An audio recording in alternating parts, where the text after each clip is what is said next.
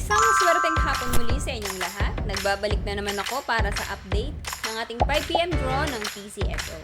Kaya ihanda na ang inyong mga ticket para sa ating 5pm draw ng ating 2D Lotto at 3D Lotto ngayong hapon. Kaya wag na nating patagalin pa, here's our Lotto result.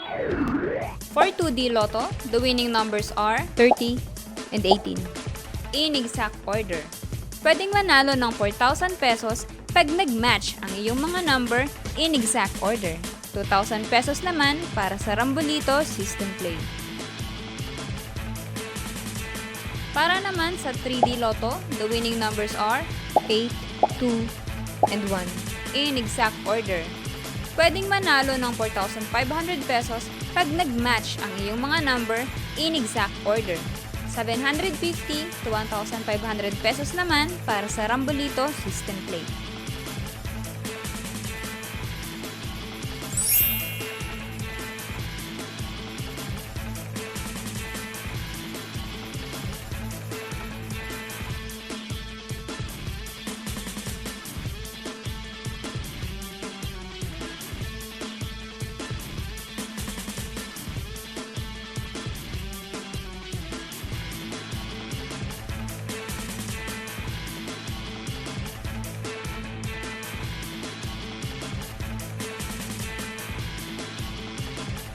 Ito po ay babala sa ating mga Lotto players. Ang Lotto ay live na binobola, kaya wala pong nakakaalam ng mga number na lalabas. Huwag pong magpapaloko sa mga nagsasabing alam nila ang lalabas sa game at sa authorized outlet lamang bumili ng ticket bago ang draw.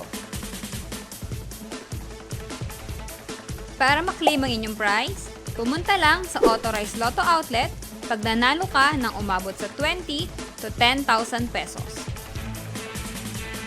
For more than 10,000 to 300,000 ang panalo nyo, sa PCSO branch na pinakamalapit sa inyong lugar, pwedeng i-claim ang prize with 2 valid IDs.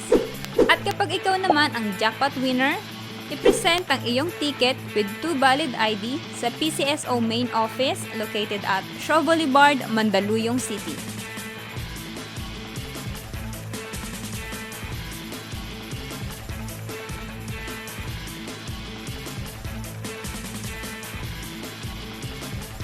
Congratulations po sa lahat ng ating mga winners at magkita-kita ulit tayo mamayang 9pm draw para sa ating 2D Lotto, 3D Lotto, 6D Lotto, Lotto 642 at Super Lotto 649.